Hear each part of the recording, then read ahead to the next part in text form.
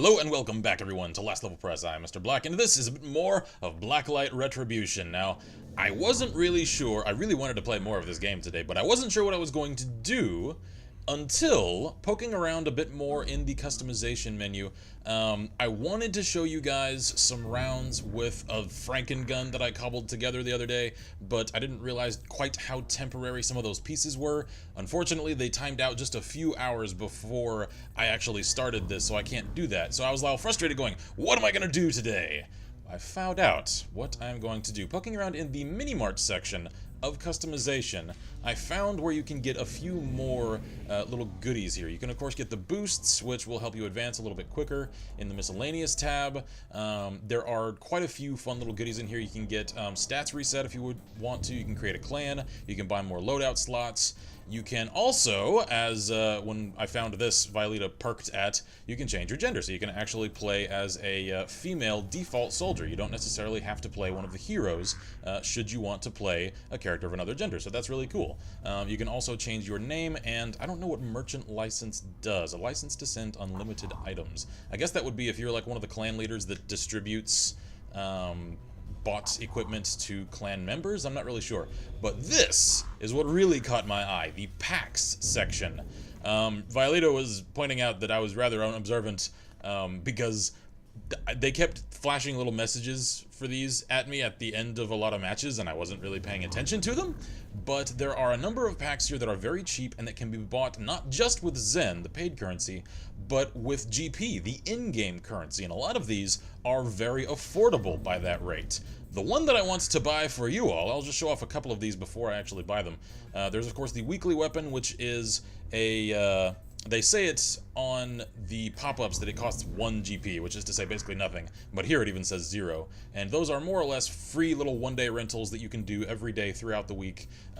It was the anti-material rifle last week. Now I believe it is the burst fire SMG, if I saw correctly when I first launched the game.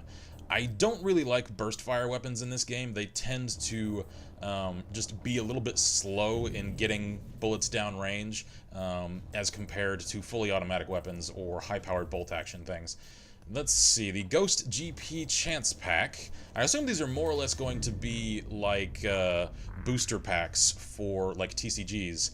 I assume I'm not going to get all of these, although if I do, that would be really cool. This contains, let's see, Ghost J. Hausen Permanent. I'm not sure what that is. That might be... is it a character? Is it one of the heroes? That'd be really cool. Bolt Action Rifle Permanent. I really want to get my hands on that. Foish Mag 1 AR. I'm assuming that is one of the pre-built rifles, and that's a 30-day rental, which is really good. And I won't go through all of these, but a lot of these are really cool. The one that I had my eye on before was the 200 GP Chance Pack, because this sounds interesting. There's a lot of hardsuit pilot colors. I assume that means that like the cockpit overlay will take on that color if you get into a hardsuit, but what really caught my eye here is down at the very bottom of this list, hardsuit battle mode. And it's not listed as having any rental time. It's not listed as permanent or 30-day. I'm wondering if that's an alternate game mode that just puts you up against other hardsuits. If that's the case, that's amazing. I want to play that.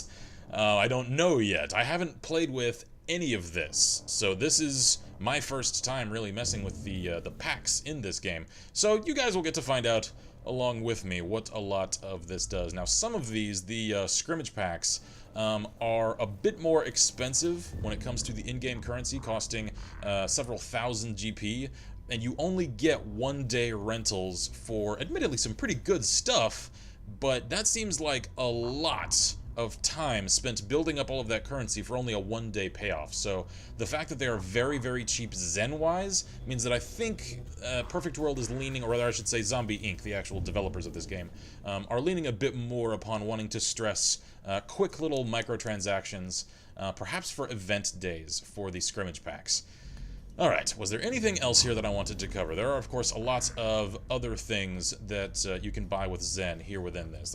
The heroes and their other skins, their alternates, different camo patterns, things like that. So let's see what I can get buying the 200 GP chance pack. Let's see here. For self, use it right now. And, oh, you can buy multiples of these. What do I do? Okay, I'm just gonna buy one for now. I want to see exactly how this works. Data node, uncommon, rank 2. Explosive ammo resistance, plus 4%. Well, that's not really what I wanted. I wanted a bolt-action rifle. Alright, I'm gonna try again. Actually, for this one, I didn't want the bolt-action. That was a different one. This is all the hardsuit stuff. Alright, let's go again. This is like gambling. Hardsuit HRV ping. What does that do? Tactical gear.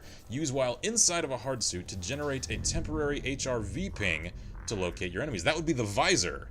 So you can actually use that inside of the hardsuit. Very cool. It is a 3-day rental, so not bad. Alright, that's enough of that, unfortunately. I want to get my hands on the bolt action because that was part of the gun that I wanted to show you guys but couldn't. So where was that? A lot of these also have different camo patterns in them as well. Where was it? Was it the Ghost? Yeah, the Ghost was one of the ones that had the bolt action in it. Ooh, that one's 1,000 though. Okay, hang on. I could have sworn there was a cheaper one that offered the bolt action. That one offers heavy assault rifle.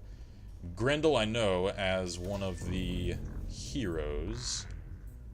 Come now, game. Which one of these was it? I could have sworn that one of these was what I wanted. Okay, it turns out my memory was a little bit shoddy, and it was, in fact, the Ghost GP chance pack that had the bolt-action rifle permanent as part of the chances that you could get from it. So, we're gonna roll the dice. Hope for me, guys. All of you, right now. Cross fingers, whatever your superstition is, to give me luck. Feed me your luck. Do it right now. This is like Goku with Spirit Bomb. Feed me your luck. Nobody? Fine. Violeta's doing it over there. She's one of the cool kids. Alright, let's see. What am I gonna get? This is really expensive. Come on. Data node. You didn't give me enough luck. This is your fault. This is all your fault. Alright. It's a 1-day consumable. Movement speed plus 5. That's not terrible. Well, now I've spent a lot of GP, and I can't really even buy much of anything, so I might as well keep going at this rate. Seeing as I can't really buy anything. So, you know what? We're just gonna go again. Why not? Why not? Let's go again. Ooh, hello. 30-day Vulcan STD. That is a magazine with an unfortunate name. But I got it for 30 days. So that's a month with a new fancy magazine. That is cool. I think I'm gonna try out this one again and hopefully get some of the hardsuit goodies. No! I don't want any more data nodes. Those are little, essentially like perks that you can plug in the nodes section here in customization. I haven't covered that before because I've never really done much with it, but they do offer little passive benefits like that. Explosive ammo resistance. Okay, I'm only gonna do one more of these before I jump into a match because now this is getting frustrating and boring, man. Alright, so the chances of actually getting something cool in these seem to be rather low. Either that or I'm just very unlucky today. Hopefully, that will translate a bit more fortunately for me on the battlefield. On the battlefield, there's no such thing as luck. You're always in your life. Okay, now then, well, I can at least grab someone else's nifty rifle. This is, I think, an AK platform with a nifty little reflex sight. Whoa! Oh, we're just playing catch with grenades. Alright, visor. Where is somebody? There's somebody down there. Which I cannot get to. Okay, I gotta go around. I think I played this map once before, and it's one that is really easy to get turned around on, and it seems like everybody is over yonder way. We'll see if this goes well for me at all. Okay, this thing's got a hell of a kick to it. Ow! I'm not sure if I like that rifle. I do believe I'll be stealing someone else's. I checked my customization settings. I do recall now that it was the hard stock, which I spent all the GP to permanently unlock. I'm now wishing that I had instead shelled out for... Oh, that's a turret! Good lord! Okie dokie then. I really wish I had instead shelled out for that little hollow sight, because that made aiming in close quarters much, much easier. And I think was part of the reason I was doing so well. Because this thing while not a bad iron sight, isn't really ideal. At least, however, I am still getting some kills with it. I don't think I'll be taking first place this time, though. Certainly not like last time. The other thing I should mention, over all of the noise of war, cry havoc and let loose the dogs of war, is that when I reached player rank 10, it alerted me that the lobby that I was in at that time, I could no longer stay in because it had a level cap. And I'm assuming that that works to a degree like a... Oh, there's a few of you guys. Okay, owie. I'm assuming that that works to a degree like a matchmaker, and that a lot of the default rooms to go and play in the lobbies have some manner of essentially level range, which is a not foolproof, but owie, but a significant way to keep players alongside those and against those of comparable skill levels. Again, the player rank doesn't always... Whoa! Hi there, thank you, spawner! Doesn't always equate directly to player skill, so it's an imperfect system, but it's at least an adequate one. Ow! I say that as I get annihilated by all of these people that, by looking at them, obviously have a lot of unlocked gear, and have therefore... Whoa, hey! Why did I just spawn right next to a turret? That's not cool. That's not cool at all. Alright, apparently turrets don't count the way that enemy players do, because you're never supposed to spawn right on an enemy player, or right next to one. As I mentioned before, this has sort of a dynamic spawn system, where you're supposed to spawn near your own allies and away from your enemies. But I believe I just found an imperfection in it. It doesn't factor in turrets. Gotcha. Alright. One little thing that I did realize... Ooh, hello. M4X. Wow, this thing looks fancy. Ooh. I rather like the look of this rifle. Hopefully I'll live long enough to put it through a couple of paces. I have no idea, but we'll find out. Oh, they're all upstairs. Alright, first let's reload it. Just make sure I can actually use it.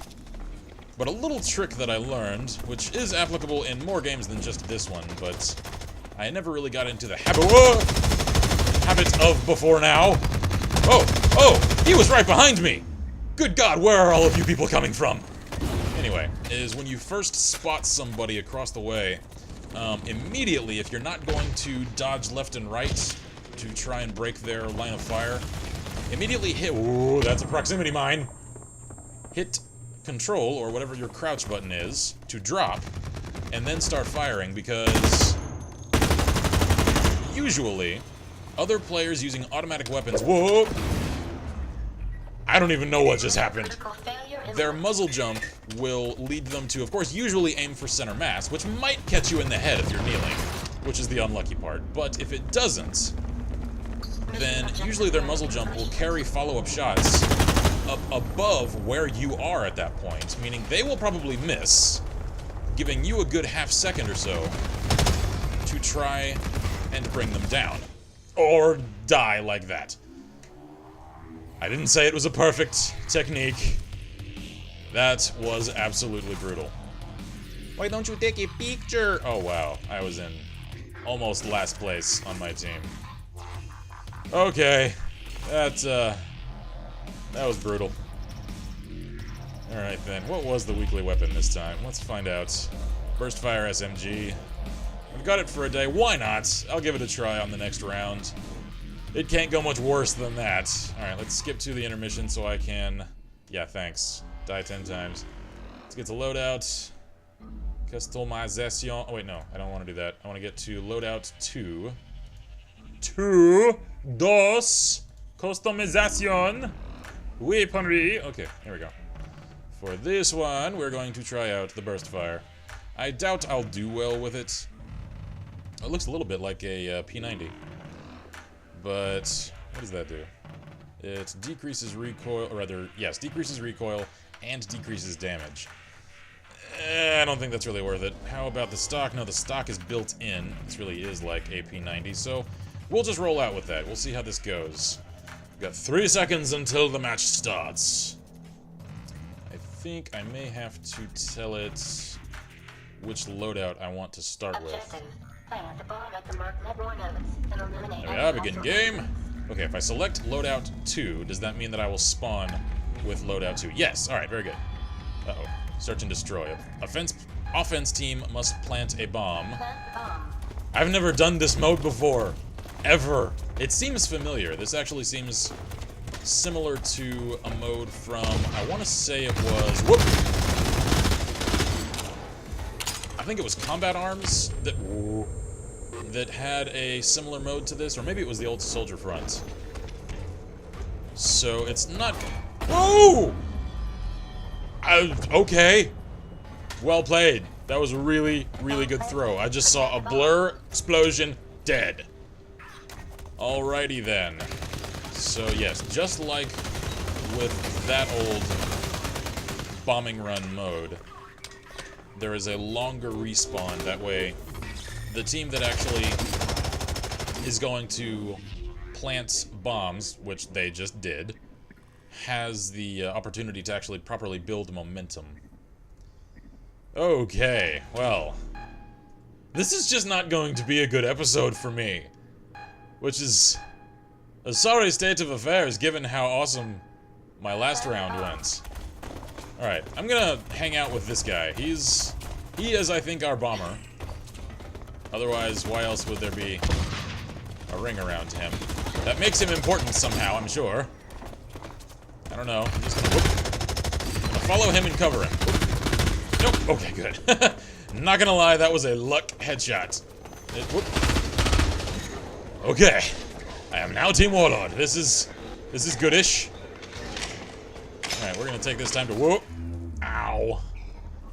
Bad time to reload. Never mind. We will not take that time to reload. We shall take it to die. No, Mr. Bond, I want you to die. Alrighty then. Yeah. The guy up there in the comments brought up a really good point. This would be a really good game mode to carry revive packs on. Not everybody can revive. This is a bit like Battlefield in that if you're not actually, like, gear-wise playing a medic, you can't just res people. That's one of the things that I could do in America's Army Proving Grounds, which I thought was really cool. Pretty much anybody could hoist allies back up and keep them back in the game. But, whoa! There's a grenade! Show me a target. Okay, he's already down. Oh, this is intense.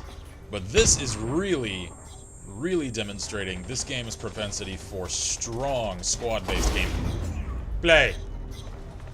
That person, what is your name? John, hold still. Jonas Lowe? Incredible skill with grenades. Because I almost never even see them before the grenade just catches me in the face. And he's already cooked it for long enough that if it's next to me, it's about to explode in about a half second. And I've got no chance to get away from it. That is well played. Alright, well, I'm third on my team at least. Oh, but team place is a secondary venture to our team's victory, or lack thereof. I would rather the team win than I win. Because I'm a team player like that. Whoa! Ah! I do not like the burst fire. I do not like it, Sam I am. Because again, I don't like the fact that I can't just keep what the hell? What's happening? I get hit from behind, I turn around and get hit from behind again. This new, like, tier of players, they kick it up a notch. But, as I mentioned before, getting one's own ass handed to you can be a good thing, because it is only from failure that one usually learns where one needs to improve. And it would seem that I need to desperately improve my situational awareness within this game mode. We are 1-3, and we're playing to 10 rounds. This could get a little bit long, guys. We'll just see whether or not I actually manage to pull this off by the end. Okay. Hasbro has the bomb! I hope I don't get the bomb. I really hope I don't, because I have no idea what to do with it. Really hoping I don't get that responsibility, because I don't want it. Screw it. We're just gonna rush. We are going to rush. Oh, that's a proximity mine. Yeah, saw that. Saw that. Oh, but I don't like this weapon. I gotta switch back to my other loadout. I gotta do that soon. Hang on. Where are you? Okay, he's falling back a little bit. Which means I can press forward. Whoop! Where did you come from? Okay. Switching sides. I guess that means we are now on defense. This is brutal. This is not going well at all. This is definitely what I would call learning the hard way. The very, very hard way. Bomb is in play. Okay, where do we go? Alright, they are all over there, so I'm just gonna head for the enemy team and attempt to annihilate them before...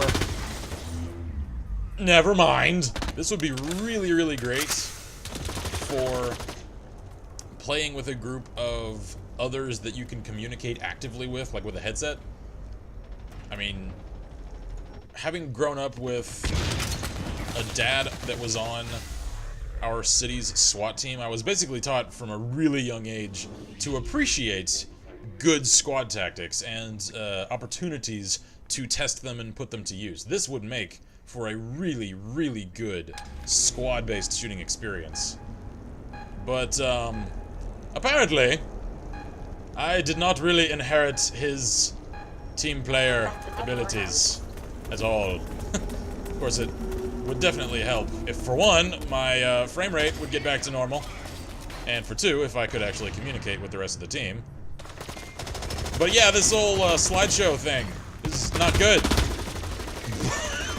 But amazing. Uh-oh.